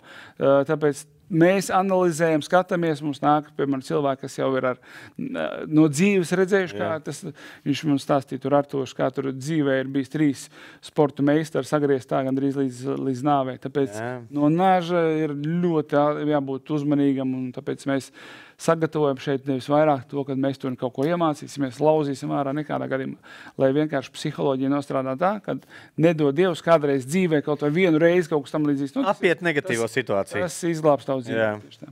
Kāds ir vecums, tas diapazons? Nav vecuma, nāk veci, nāk mazi, visi nāk, kas grib. Kas var pakustēties, visi nāk. Kā tu sadali tos uzdevumus? Jo, tomēr jaunam tu pilnīgi jaunam, mazam nedos to pašu, ko tu iedos, teiksim, atletiskam jaunietim? Tu gribi, tagad klasiski gribi tā, lai viss notiktos tā, tie, kas nemāk. Nē, pāga, es nevis neko gribu, es saprast, kā ir, kā tu tiec galā, man ļoti interesanti. Jā, pie manis nāk dažādi. Viņš ir vienkārši atnāk, jo viņš nekad neko nemāk. Es jau principā tikko norakstīts, ko tu gribi, tad sadala tevi. Ziņā, lai kustība notiekās, jo visiem liekas, kad atnāk uz boksu, uzreiz stājā, jāstāv, jāmāk sist. Mēs nemākam, kad sākam sist, mums sajūg gan roka, gan kāja, vienlaicīgi nevaram ar roku un kāju iesist. Šeit mēs, tie, kas nemāk, tie stāv rindā, taisa uzdevumus, tie, kas jau māk, tie jau stāv pāros un taisa uzdevumus. Un beigās visi spēlē futbolu. Tas baigi forši. Kāda futbola to, kas tas spēka futbols, gāž greit? Tur ir asfalts un tur ir... Tu domā Dagestāņu basketbolu? Mēs bijām spēlējuši kādreiz sen, kad es pie Cīkstoņiem gāju. Tas ir priekš iesaldīšanās, tas daudzos sporta veidos. Brīvā cīņa, džitseri to dara un arī MMŠikiem patīk tas. Jā, mēs to arī daram. Pamēģina ar īstu basketbolus, tu spēlēt, viņam būs liels acis. Tas ir dēlu spēlē, viņš saka, viņi kāpēc tu pieskaries? Kāpēc tu nedriblēji? Nē, es te tagad redzēju, pats neesmu izmēģinājis, bet noteikti kādā nometnē izmēģināšu. Bija bokse nometnē, tas bija, kad spēlē futbolu, bet sit tikai to, pie kur ir bumba. Un ar cimdiem. Tas, lai ātrāk atdot piespēles. Un visi ātrāk domā, jo viņam uzreiz metās virsū. Tu baigi neies, tur viens pats nemudīsies, tur tagad viens pats ar to bumbu vai vēl kaut ko. Tā dos piespēli, ja tu neesi pārliecināts. Un bija, īstenībā bija pat ļoti... Tas var viss beidz. Kāds tur sistera bumbu? Anti-basketbols. Nē, boksa cimdiem. Viņiem lielie boksa cimdi. Izdauzīti. Jā, bet, agrāk nemaz citu nebija. Kad tu atnāc uz sporta zāli, kādi viņi tur bija, tādi bija tie cimdi. bet bija forši. Un džekiem es redzēju, ka patikās. Tas jau pats no tevis ir atkarīgs. Ja tu sāc tur baigi ar to bumbu iet uz priekšu, tad tu saproti, ka tu esi spēcīgs un vari atsisties vai vēl kaut ko tanī brīdī. Vai tu aizdomājies, vienkārši basketbolu spēlēt? Jā, tur ir Tu vienkārši gribi basketbolu spēlēt tajā brīdī. Tas nav basketbols, tas ir futbols. Nu, kāds ir futbols?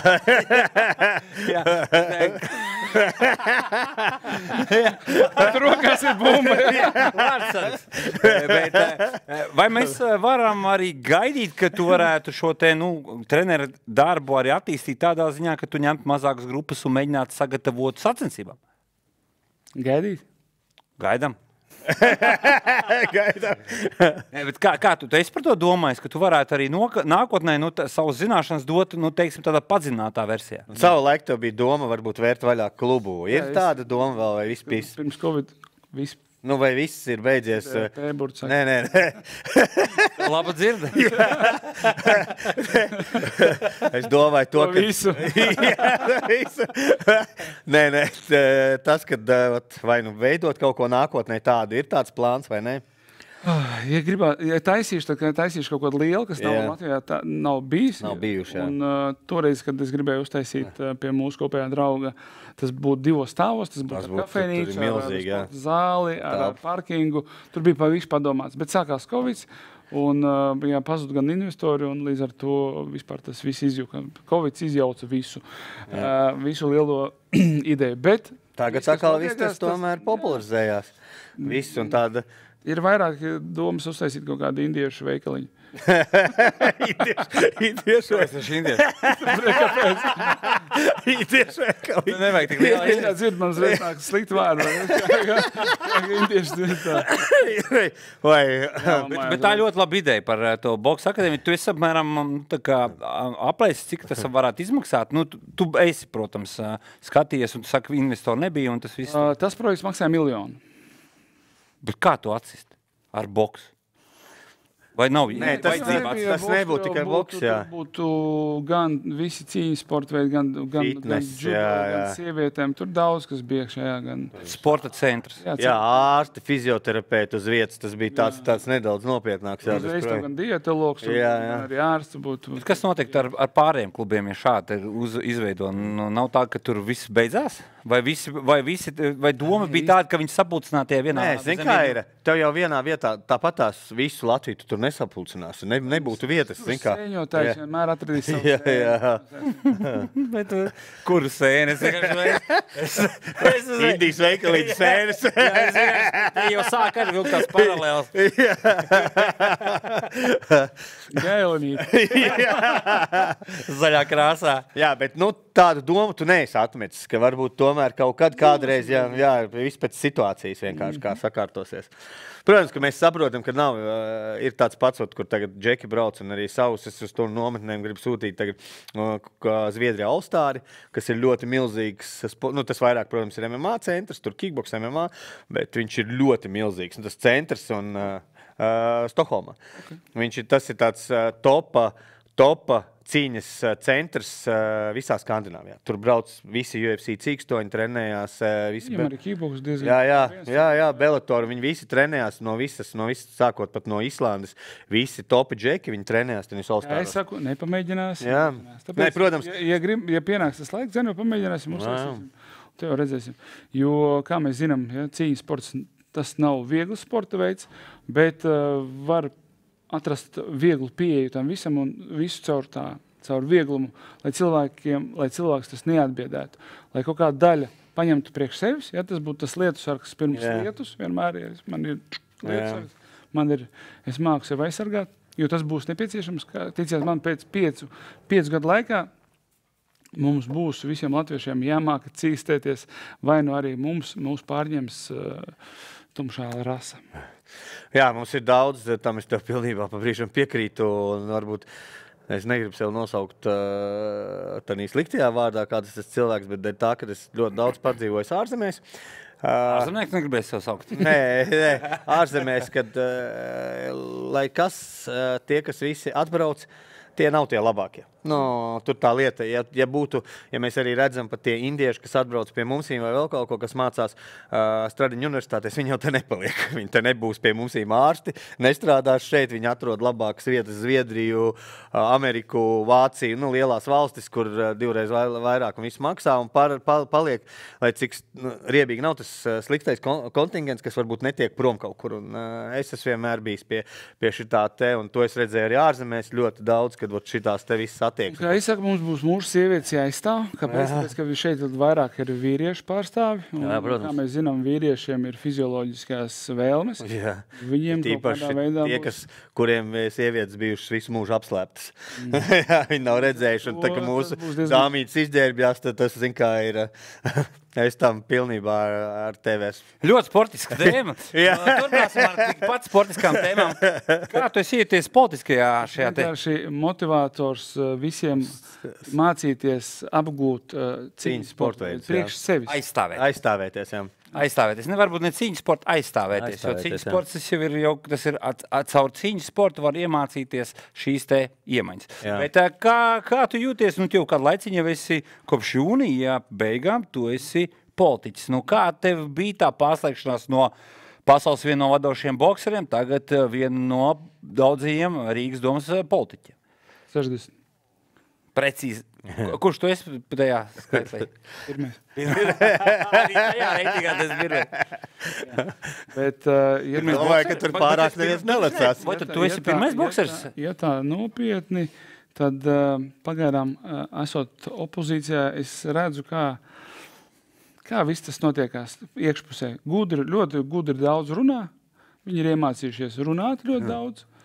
Tad tu saproti, ka viņi runā ļoti daudz par neko. Un otrs ir koalīcija, tur jau viss ir sadalījis. Katram ir savs, tā teikt, lauciņš, ar ko viņš nodarbojās. Katram savs, tā teikt. Un opozīcija vienīgais, kā Stepaņenko, Šlesers, mēs visi varam tikai viņus, tā teikt, parādīt tautai, cik viņi ir slikti vai labi. Ja? Tā rīcība, kas tiks notiks. Tad mēs redzējām, tagad mums ir 3 vicemēri. Mēs tagad būtu palīgs. Palīgs, vēl viens palīgs. Katram ir savu, tā teikt, vēl vesela brigāde, kur izmaksā Latvijai kaut kādi līdz 200. Padomnieki, vēl viss kaut kas, jā.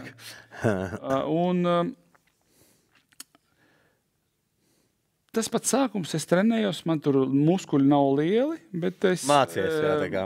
Man ir, tā teikt, mērķis, un to mērķis pateikšu mazliet vēlāk. Protams, ir pozitīvi priekš Rīgas, priekš Latvijas. Mums vēl ir 12 minūtes raidījums, tad vēl 12 minūtēm mēs uzrunāsim. Jā. Un līdz ar to es vienkārši gribu pateikt, cik tas ir...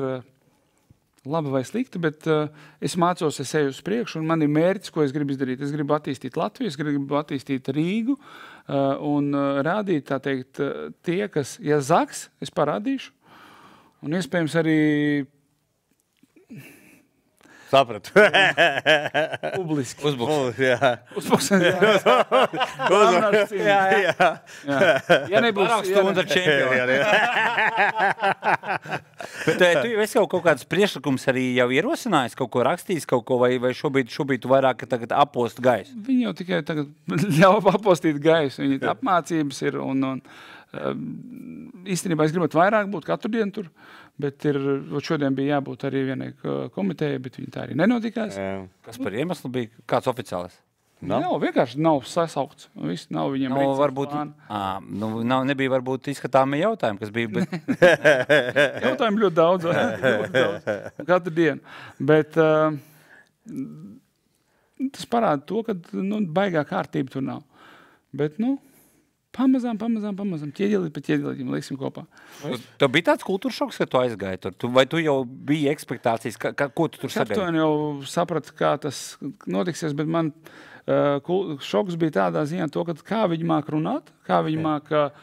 Es uzprasu, kāpēc tev sarkana skepons, un tu man stāstīt par lavu un par sauli un par saules dūrienu, bet tā arī nepateic. Pirmais, kas ienāca prātā, ko var rādīt. Jānis jau politikā ir sen, kā tu zini, gan tukumā, gan visur reiz bijis. Labi. Jā. Es tāpēc Divas sasaukumas. Tāpēc nemaz neko neprasu. Man ir ļoti interesanti paklausīties. Viņš māk runāt. Ļoti interesanti, bet politika ir vienmēr interesanti. Vienkārši man vairāk arī izskatās arī tas, ka, kā... Es tev pateikšu vienu. No. Nepazaudēt cilvēcību. Tas ir pats galvenais jebkuram cilvēkam, kur viņš nebūtu. Lai viņš būtu, 5-kārtais pasaules čempions kaut kādā sporta veidā, tur boksā, bet es vienmēr palieku tāds cilvēks. Pie manis jebkurš vienmēr pienākt. Es vienmēr iedošu padomus. Reku tie paši treniņi. Man nav nekāda zvaigžņu slimība. Kaut gan es tādā pašā laikā varētu aizbraukt uz citu valsts, dzīvot citā valstī, Spānijā, Itālijā. Bet es mīlu savu valsti, es gribu viņu uzlabot, un tikai tāpēc es arī eju politikā, lai nesēdētu pie galda, gudri nedirstu un neteiktu, cik Saucamie tie divānā pirdēji. Vienkārši iet un darīt. Nesanāks slikti. Sanāks super. Es mēģināju. Tieši to, ko tu teici, ka tu būsi mēģinājis darījis, un tas būs tāds varbūt kā piemērs citiem. Es arī mēģināju. Es mēģināju, es tu pasāstīšu, ko tu es nemēģināju. Bet nav bijis tāda, ka tu klausies un gribās ielikt pa ķobi. Noteikti visu laiku. Vēl nē. Bet nav tā, ka kāds arī... Es nesaukšu vārdus, es vienkārši novēroju to, kad nesaukšu arī partijas, to, kad cilvēks, kas ir uz ekrāna, ko viņš saka vienu, un dzīvē viņš pavisam savādāks ir. Viņš dzīvē runā pavisam savādāk, kur tur...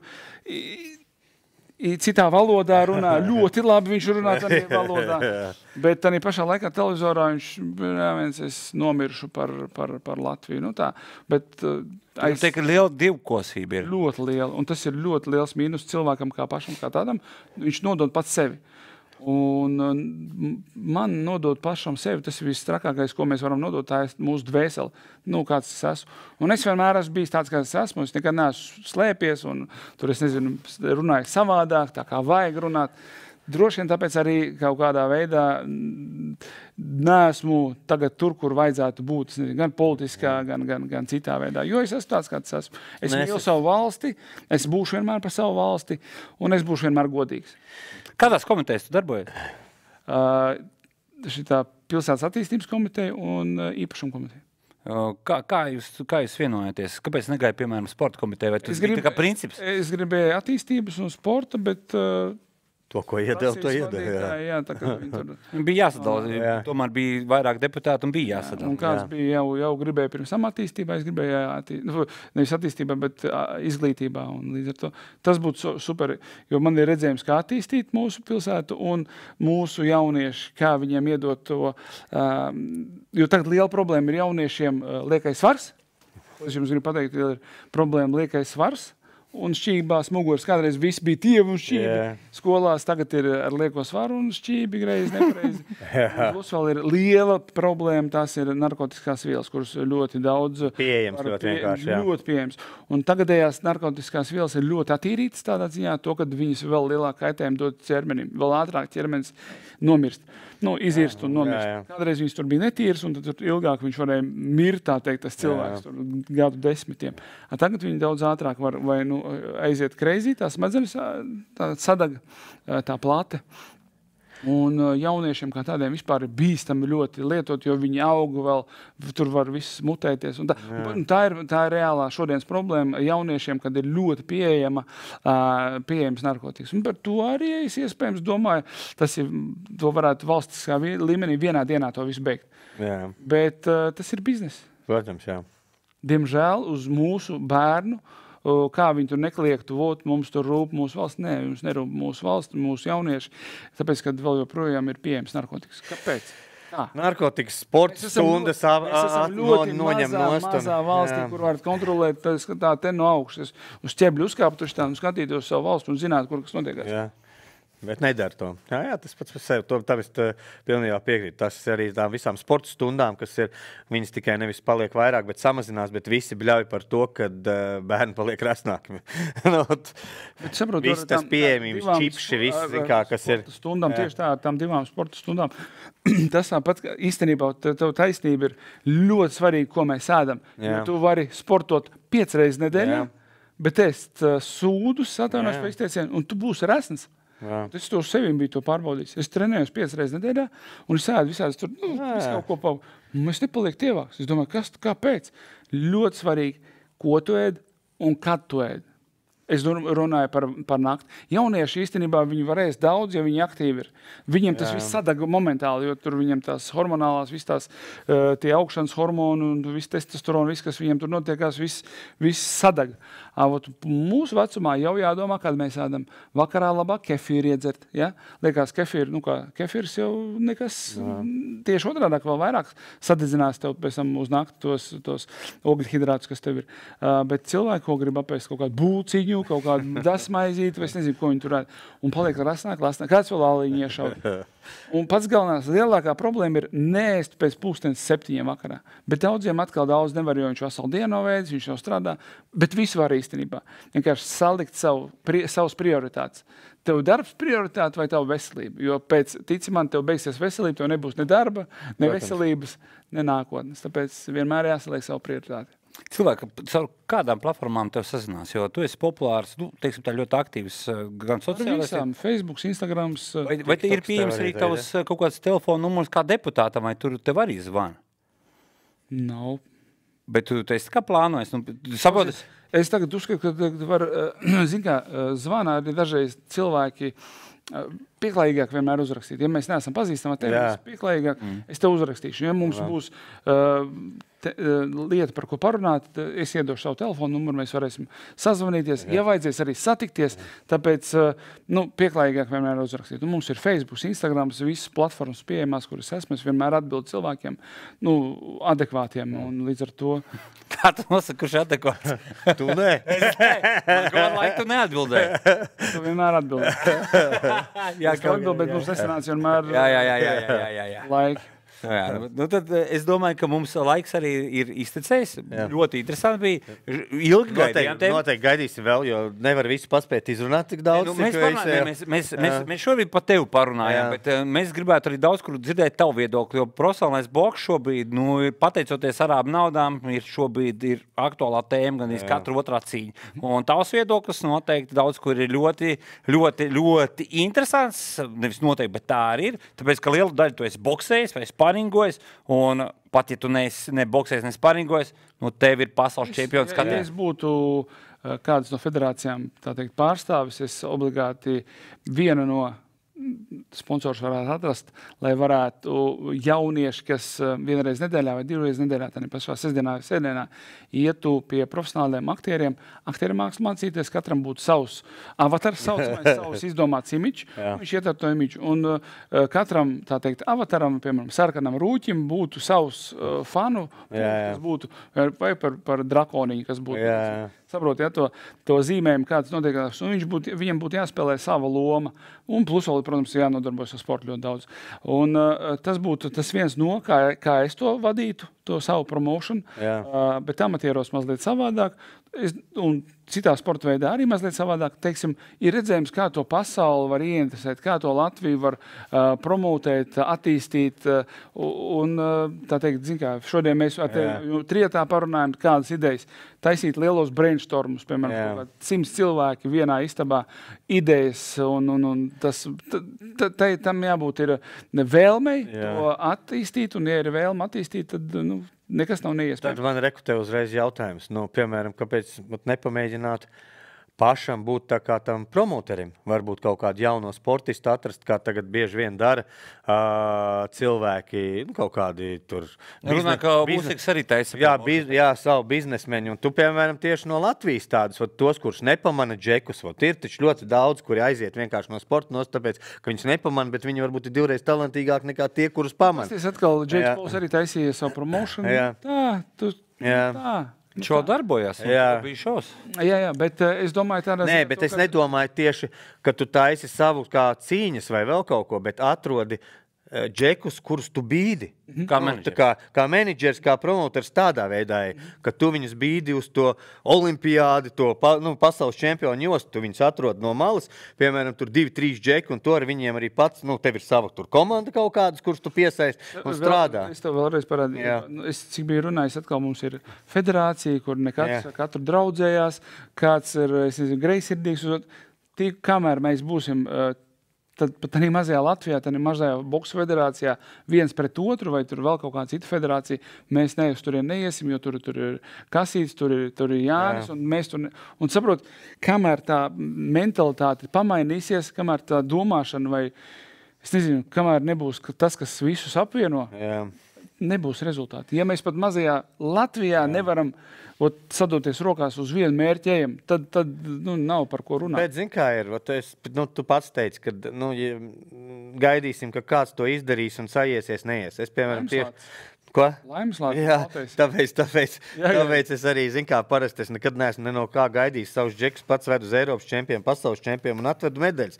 Tāpēc, visu laiku uz kādu gaidot, nekas vispār tad mums nebūs, Un arī neviens neko pateikt nevar. Tāpēc, ka es pats aizbraucu par savu naudu. Ļoti daudz, šeit mēs runājam par, Jānis paņēma grāmatu, šī grāmatā ļoti ir pastāstīts un parādīts ir arī bildes no kojām, kā es no tās vienas tāpat dzīvokļa, kas bija jādara, kā es gāju soli pa solim, ko es darīju, kā es tos momentus, tos grūtos momentus, tos slinkos momentus, kā es apspēlēju, tur ir daži instrumenti arī pastāstīti.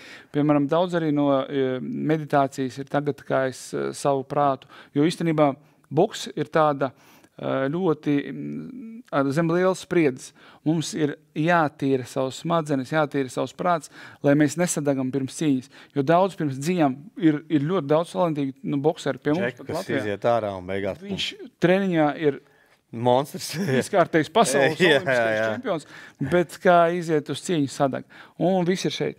Protams, tam te ir arī daudz instrumentu parādīt, kā to var apspēlēt, kā es to darīju un kā to var izdarīt. Un šeit arī pat, kā es biju trenējies uz Alpas aizturs, kādreiz līdz 2 minūtēm nevarēju noturēt. Pēc tam es aizgāju, tur satikos ar vienu diveri, freediving čali, pasaules čempionu, un viņš man iemācīja līdz 5 minūtēm aizturēt telpu. Wow, tas ir daudz, jā, tas ir jau labs. Labi, kungi, mums ir jābeidz. Turpiniet lasīt šo grāmatu. Es arī izlasīšu. Visas grāmatas vajag lasīt. Šī ļoti viegli lasās, īstenībā ātri viegli lasās, bet vēlreiz, mums ir jābūt, man smējās, es Rīgas domē nāku 30 minūtes ātrāk pirms visas, tā teikt, pirms sākuma. Un man Čelis smējās, viņš saka, kas bija lasījuši grāmatu, viņš saka, es vienmēr uz treniņiem gāju 30 minūtes ātrāk, uztaisīt preisi, tur uz kūlakiem pastāvēt, tur uz ķepām pastāvēt, kad treneris turēja. Un vienmēr pēc 30 minūtes vienmēr gāju pēc tam, kad visi jau bija beiguši treniņu. Pirms treniņu 30 minūtes un pēc treniņu 30 minūtes. Un katru dienu es bērniem lieku rakstīt ar kreiso roku un ar labo roku 15 minūtes un lasīt 30 minūtes. Un viņi pavasarī jau izlasījuši vairākas grāmatas, un viens uzņēmējs, miljonārs stāstīja, ka es sev noliku tādu paradigmu 30 minūtes lasīt katru dienu. Šaka, es pa 2 gadiem, 2 gadus viņš lasa, pa 2 gadiem esmu tik daudz izlasījis grāmatas, kā nekad savā mūžā. 30 minūtes vēl vienkārši lasīšanai. Un tavas zināšanas pavisam sārākas. Bet cilvēki nevar sākt to instrumentu pielietot 30 minūtes. Ja?